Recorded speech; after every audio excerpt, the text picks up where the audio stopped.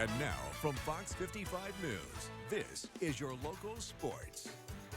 Hey, good evening, everyone. Well, as June fast approaches, the end of the 2021-22 high school sports season does as well. Before that, though, still a few state tournaments to wrap up today. Sectional baseball finals all across the area. We're going to start things up in DeKalb. Class 4A sectional 5 title bout between Carroll and Snyder. Taking to the fourth, it's a 2-run Snyder lead until Jaden Duba goes shopping at the gap. One hops the wall in left center. Gabe Stark's going to come around to score. It's back to a 1-run game. Next half inning, Panthers respond. Kenton Burkhead going to ground out to Alex Smith at second. That plates a run, and it's back to a 2-run Snyder lead. Now, stay that way till the 6th, and then Snyder gifts Carroll a run right back. Pitch in the dirt. That allows Starks to score again. The lead once again back down to a run. Bottom 7. Carroll down to their final 3 outs, and Alex Smith nearly ties it here. Sends a shot off the fence in left center. He's into second standing to lead off the inning. Next batter, Daniel Kirk up now. He drops down a beauty of a bunt. Snyder can't make a play, puts runners at the corners with nobody out. A few batters later, bases loaded now, 2 outs. Chargers down to their final strike, but Duba with the eagle eye at the dish draws the walk. Smith scores. We're all tied up, and then very next batter, very next pitch, ball goes to the backstop again. Kirk scores, and Carroll walks off a winner in the sectional title. 7-6 is their first sectional title since 2019. We're just a relentless group. The fear factor just doesn't enter our minds at any time. We know we can put up a certain amount of runs no matter what. I'm just super proud of my teammates, man. I'm really proud of my guys. They just showed toughness. We battled back. We were down pretty much the whole game.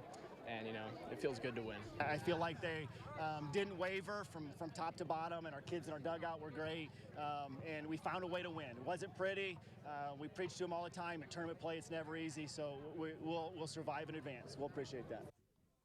So Carroll moves on to face the winner of the sectional 6 game between Homestead and Wayne in regionals, and it was the Spartans getting on the board first in this one. Bottom 1, Brennan Weger hits a high pop to the right side. It's going to fall in for a hit.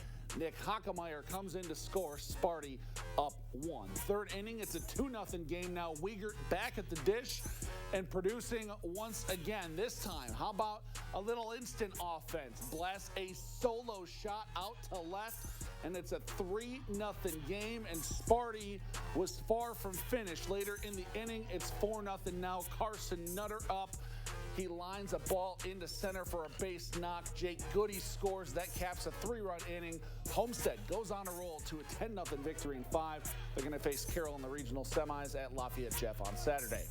In Class 3A, Sectional 21 at Jimtown Wawasee, 2 straight sectional titles. They win 9-5 over Northwood. Now swing over to Angola, sectional 22 title match with Bishop Dwenger and Leo. Early on, Leo down 4 already, but not for long. Donovan Massing gets a base knock here. 2 runs come in to score. Lions fired up, and for good reason, but they wouldn't be done just yet. Gray Hepner going to follow things up with a single to left as well.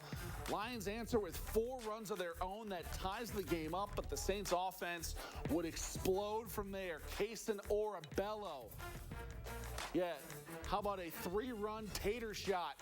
He finished the game with 2 long balls, and the Saints would never give the lead back from there. Dwenger finishes this one in 6. They're on to regionals with a 19-8 victory in 6 innings. Feeling great, just to do with all my buddies on my senior year. It's a great feeling. We were just going to go in and step on their throats. We don't care who we're playing. We don't care who they're throwing against us. We're just going in. We're going to crush them right from the start. I tell you, I've been doing this for quite a few years, and it's probably most emotional I've been. This is a gritty bunch. We've been through a lot. They fought through, battled through. Today was no different. I was going to be proud of them. So happy for them. Our seniors had 2 freshmen on the mound tonight. Just couldn't be prouder. Not many words can cover it all. So joining the Saints will be the winner of the sectional 23 title game between Norwell and Heritage. Picked things up in the 4th of this one. Knights up 1, but then they started to break things open. Wild pitch plates Cohen Bailey from 3rd. It's 4-2 Norwell. Later in that same AB, Luke Graft Going to hit a chopper back through the box into center for the base knock. 2 runs touch home. Makes it a 4-run night lead, but they weren't done later in the inning. Josiah Leidig just going to golf a ball out into center here for a base knock.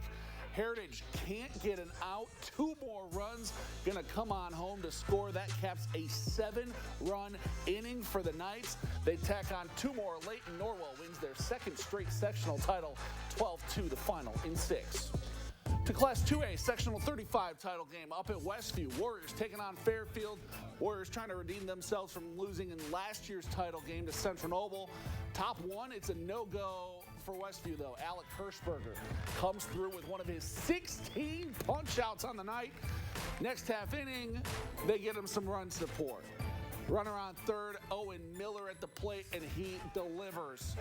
Jacks one to left center, a 2-run shot for him, and just like that, the Falcons take the lead.